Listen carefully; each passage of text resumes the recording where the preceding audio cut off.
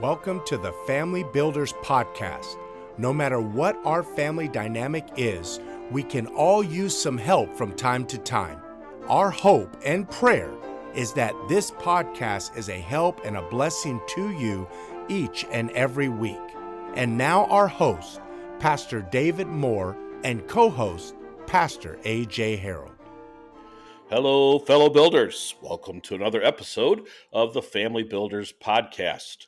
This is your host, Pastor David Moore from Lakeview Baptist Church in Newcastle, Oklahoma.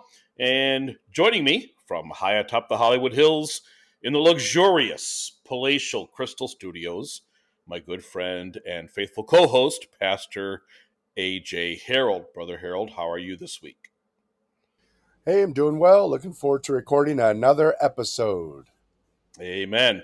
And we are excited for this week's festivities, as this will be airing actually on July 5th, which means we will already have celebrated the 249th birthday of our country, as we have always celebrate on July 4th, and fireworks and family time and cookouts. And I hope that you and your families, you family builders, I hope you and your families have enjoyed the 4th of July holiday, but have also taken time to thank the Lord for the freedoms that we have, that he has given to us. Brother Harold and I were talking before recording about even in California, which is amazing, they still celebrate occasionally freedom. And so that's a blessing. It's good to hear. And hopefully all of our family builders survived the holiday with all their eyes and ears and noses and fingers and so forth. But anyways, it's good to be back this week, Brother Harold. And I trust that y'all have been at home now for almost 2 whole weeks.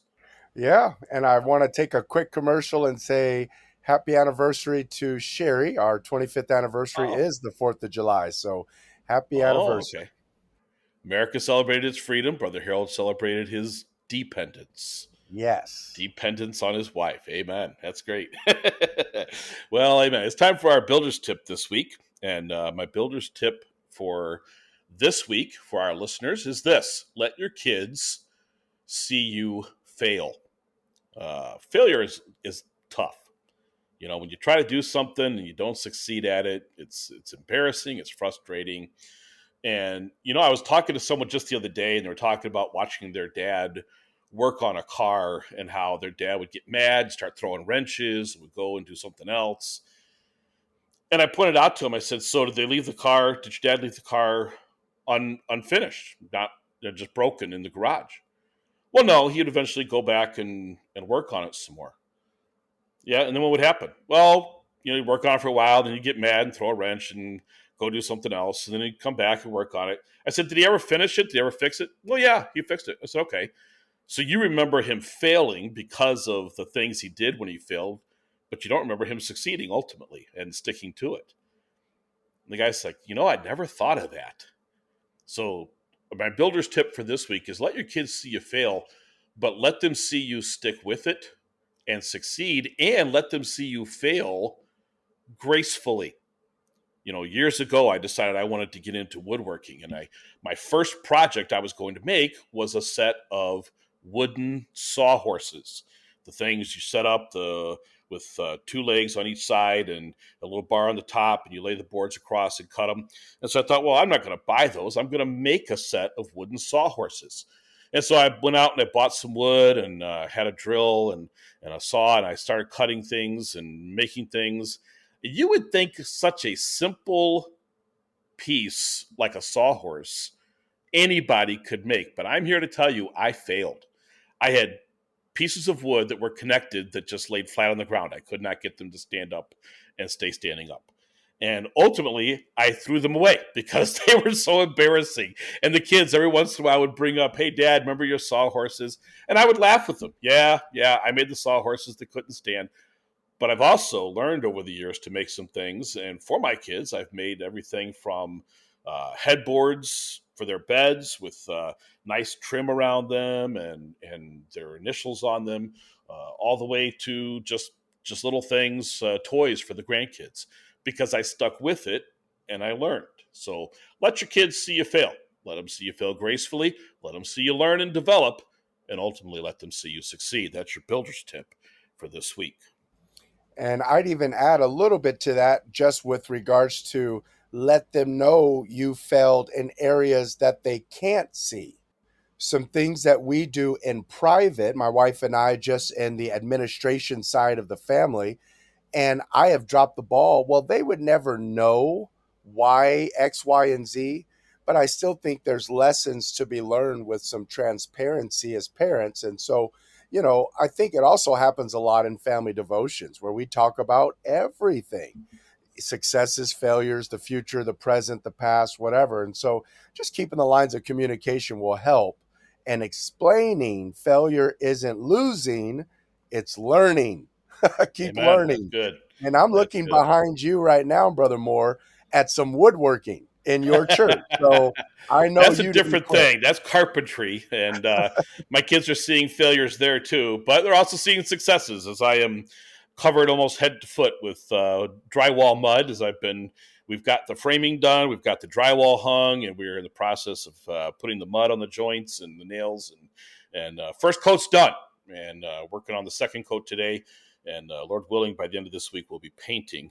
And got to get ready. We got 3 weeks until Vacation Bible School, so the project moves forward ever so slowly. But be praying for us with that. I want to remind our listeners also of our sponsor, Midwest Christian Academy, and I can announce this now because it is being announced today in an email to the students and families of Midwest Christian Academy. My dad, Fred Moore, was a pastor for many years, and 28 years ago, he retired from the pastorate at God's direction because of some health issues that he had and went to work for Midwest Christian Academy, which he now today owns and operates. But he is also 84 years old. And so, like most 84-year-olds, he has finally decided to sort of retire. And so he is going to be stepping back considerably from his work with Midwest Christian Academy. He'll still be involved. His name is still on the door. He'll still be doing the administrative work and so forth. But his longtime one of the people that was working for Midwest Christian Academy that went there was 3 or 4 of them together back when the owner originally decided he was going to retire and sold it to his workers. And one of them is left, and her name is Cindy Walter. She's been the registrar there for many years. And so she is going to be running Midwest Christian Academy for the foreseeable future with some help. And my dad will be working as a consultant and stuff with them. But they will still be having the same great service and the same quality education. They're still accredited. And I would just encourage our listeners, if you're considering homeschooling, if you already homeschool and use something different, look up MidwestChristianAcademy.com. See what they can do to help you in your homeschool journey. Midwest Christian Academy is a fully accredited homeschool organization. They provide diagnostic testing and transcripts and academic projections and an accredited diploma upon completion of your work. So MidwestChristianAcademy.com, use the code BUILDERS, receive a 50% discount in your first year's registration fee. Do good by your students and enroll them in a Christian education. Do great by your students and enroll them in Midwest Christian Academy. Well, I got some more personal news, just a real quick thing for our listeners I want to share. Yesterday, so while we're recording this on Monday, June 30th, so yesterday was Sunday, June 29th, and my oldest grandson, who a while back last year, he came to a saving knowledge of Jesus Christ, put his faith in the Lord to save him, and then through the teaching of his parents and his church, realized he needed to be baptized to be following in obedience to the Lord. And so yesterday morning, in the morning service, my oldest grandson was baptized. And Brother Harold, John said in one of his epistles, I have no greater joy than to see my children being obedient, serving the Lord. I mean, that's kind of a paraphrase. I don't have the verse memorized, but the principle's there. And let me tell you, there is no greater joy than seeing your kids get saved and baptized, unless it's seeing your grandkids get saved and baptized. And so I'm praying for my grandson. Man, I'd love it if God called him to preach someday. My dad, as I mentioned a while ago, was a pastor for 30 years. And I've been a pastor now for 30 years this year. In fact, in August will be 30 years in the gospel ministry. And when my dad retired, he gave me his desk. The desk was purchased back in the early 60s. So it's got about 50 plus years of Baptist sermons being written on that desk. And I would love to someday be able to give that to my grandson if God was to call him to preach. And so, Adrian, if you ever listen to this, buddy, I've got your desk already if the Lord calls you. And we're ready to go. And I can't wait to hear you preach someday. But excited about what God is doing in my family's life. That's a tremendous blessing, Brother Harold. I know you have that with your kids, and someday, if AC ever gets married, you'll have it with your grandkids. Yeah, it'd be great. Looking forward to it already. Yeah, absolutely. Well, last week we began talking about money and finances and how they affect families.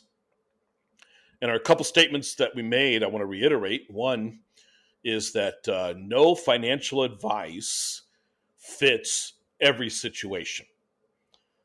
There's a lot of theories on finance. There's a lot of practices that people use, but there is no one size fits all practice of financial uh, stewardship that is perfect. However, there are biblical principles that are one size fits all.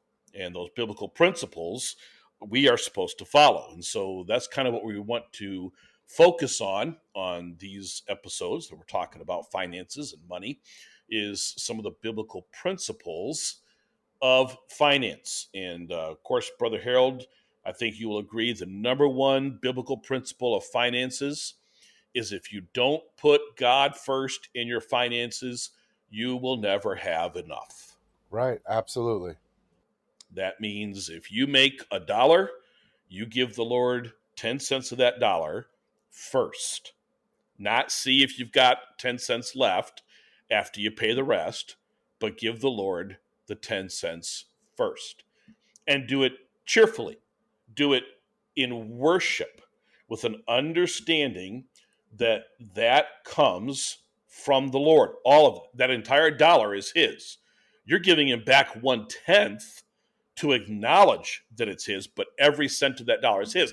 And that means if He tells you to take the other 90 cents and use it for His work, you do it. You don't get to say, oh, but Lord, I've got a car payment and a house payment and a boat payment. He will provide what He's supposed to provide, but our responsibility is to be stewards. We don't own the money. We're stewards of the money. Brother Harold, are we on track here? Absolutely. 100%.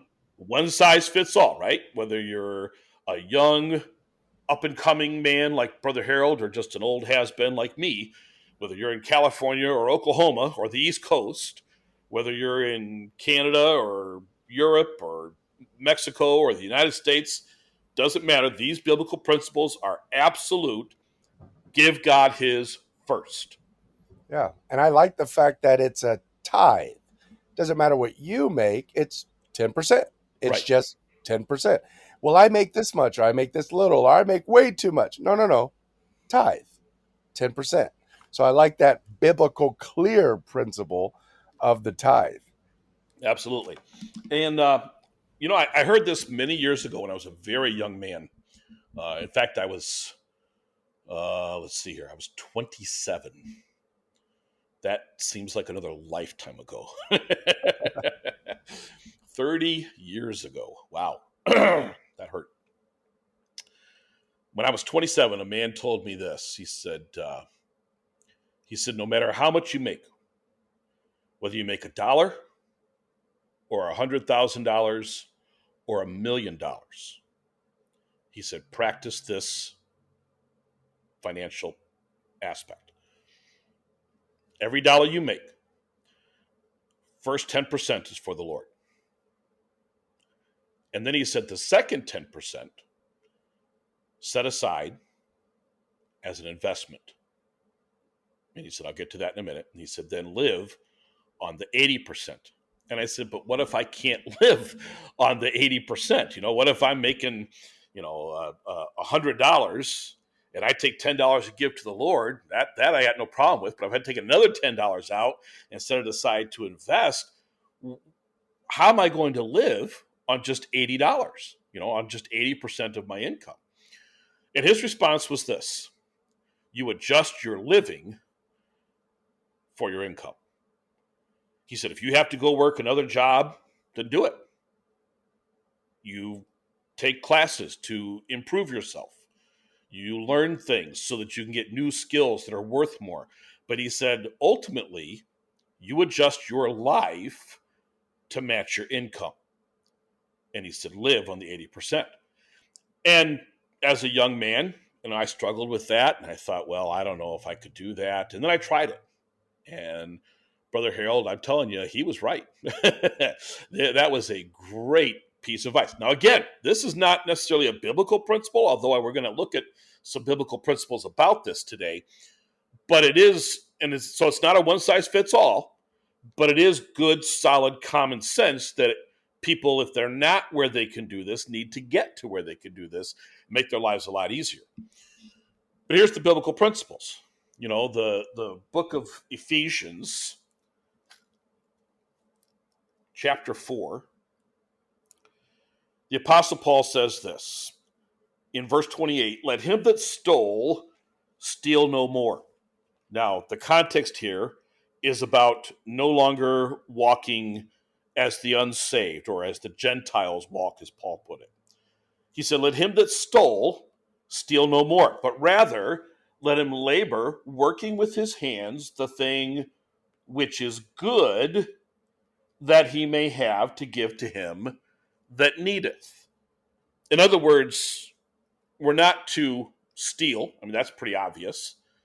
But we're also not to take that which we have not worked for.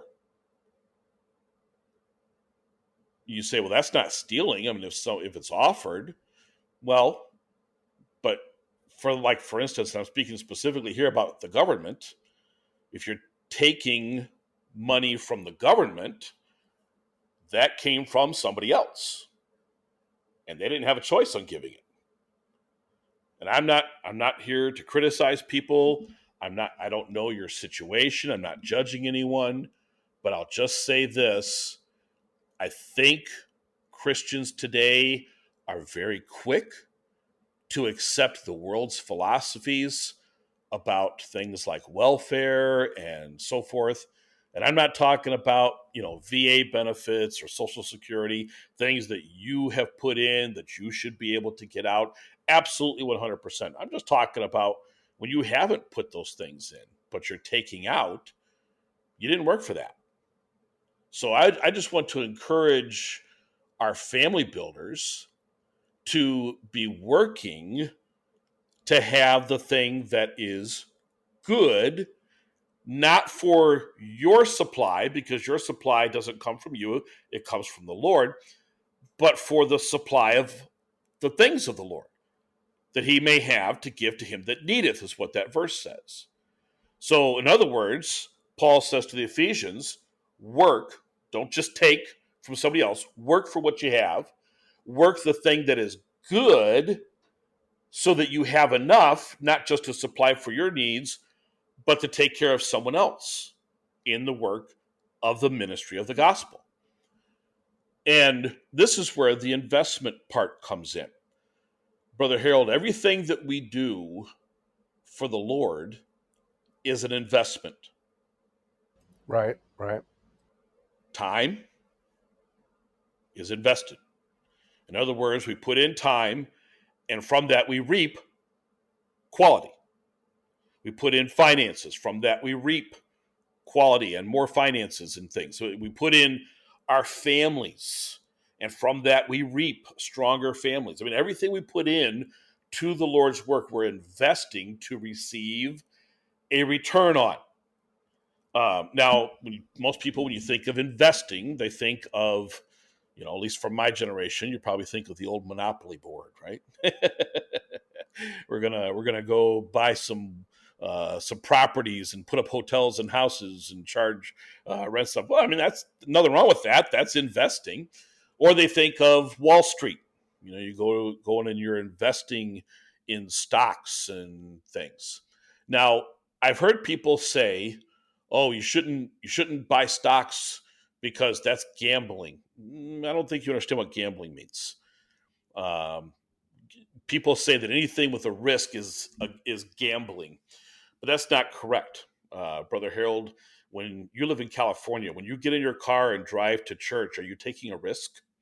Yep. Just told our church that yesterday. Same What thing. What's that?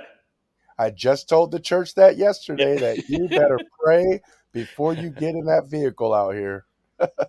Yeah, I mean, the risk is real driving in California. I mean, the risk is real driving in Oklahoma. It reminds me of the old joke of the guy who heard a statistic and said that most accidents happen within a mile of where you live. And so he went home and told his wife, "Honey, we have to sell the house and move." Wow. Put up bump.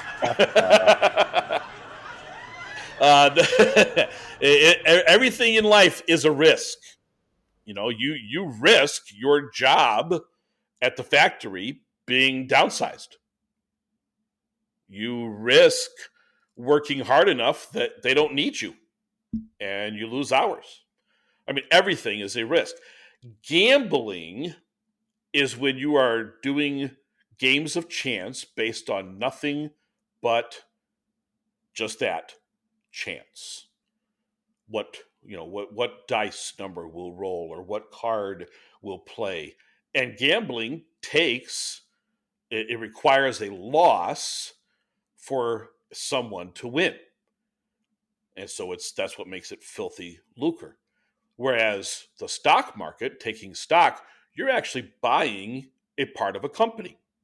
You're taking your money, giving it to the guy who runs the company and saying, "Okay, in exchange for part of your company, here's the money you need to scale the company, to build the company, to offer more goods and services to more people, to bring in more profit, of which I will get an equal return based on how much I've invested." So when we talk about investments, we're not talking about get rich quick schemes. We're not talking about gambling or anything like that. And in fact, you need to be careful if you are doing stocks. There's a lot of stocks that you shouldn't have any part in. I was talking to a Christian brother about 5 years ago, and he was encouraging me. He said the growth industry right now to buy, Brother Harold, was these big companies that own, if you'll pardon the expression, grow operations. They're weed farms or marijuana farms for all the states that have legal marijuana sales. And I said, I'm not participating in something like that. I'm not about to give God's money to help grow the devil's lettuce. Amen. Boy, that'll preach. I don't know if you can. That'd be like taking stock in a tavern and selling alcohol, or worse, taking stock in an abortion clinic or something like that. I'm not going to participate in something like that. We have to be very careful where we're putting God's money. But there's nothing wrong with growing the money we've been given. The Lord used the example in the scriptures of the rich man who gave to one servant 10 talents, to another servant 5 talents, to another servant 1 talent. And the servant with 10 talents went and invested it and brought back 10 more talents. And his master said, "Well done, thou good and faithful servant." And the servant with 5 talents invested it, returned 5 talents. The servant with 1 talent didn't invest it. He went and buried it. He just set it aside and brought back just the 1 talent. And he received, "Thou wicked and slothful servant." Now, this wasn't necessarily talking about finances. It was talking about the Lord's work, but the principle also applies to finances. And in fact, I mean, that's still the principle of sowing and reaping. If you sow that which is good, you reap that which is good. But if you sow that which is evil, you're going to reap an abundance of evil. Boy, we see that in families all the time when parents are not careful who their kids are friends with. And they think, "Oh, it's okay, little Johnny, little Susie, they're not going to be that much of an influence on my little Tommy and little Sally. Well, before you know it, little Tommy and little Sally are a couple of little demons because they've been influenced by little Johnny and little Susie. And that little bit of leaven has leavened the whole lump. And you see, we reap what you sow and the increase thereof. And so the principle here of stewardship, Brother Harold, and my dad used to say this little saying. He would say it's better to build a fence at the top of the cliff than to run an ambulance at the bottom. Yeah. So let everybody just take a minute and soak in the wisdom of North Carolina. Better to build a fence at the top of the cliff than to run an ambulance at the bottom. What that means is, I mean, you can run an ambulance at the bottom of the cliff and pick up the people, the broken people, and take them to the hospital. And that's great. But isn't it better to keep them from falling over the cliff? Well, let's apply that to financial things, Brother Harold. We can help people get out of financial problems. We can help them rebuild their credit rating. We can help them pay off their debts. We can help them all these things at the bottom of the cliff, but they've already fallen and broken. How much better to teach them a principle of 10% for the Lord, 10% to invest, live on the rest, adjust your life to match your income, and then be a steward and increase your skills so that you can make more income and receive return on the investment that you've made so that you don't fall over the financial cliff. Families, this is, if you're starting off, man, if Brother Harold, if I had AC, your son, sitting here right in front of me, I would be shaking my finger in his face. He would think he was in trouble. I'd be so stern with him, telling him, look, I don't care if you find a quarter. You take 2 cents, you take 3 cents, go ahead and round up. 3 cents of that, give it to the Lord. You take 3 cents of that and you put it in an investment of some kind. Even if it's just a savings account, returning, whatever they do now, I think it's like 4% or something like that. Even if that's all it is, you invest it.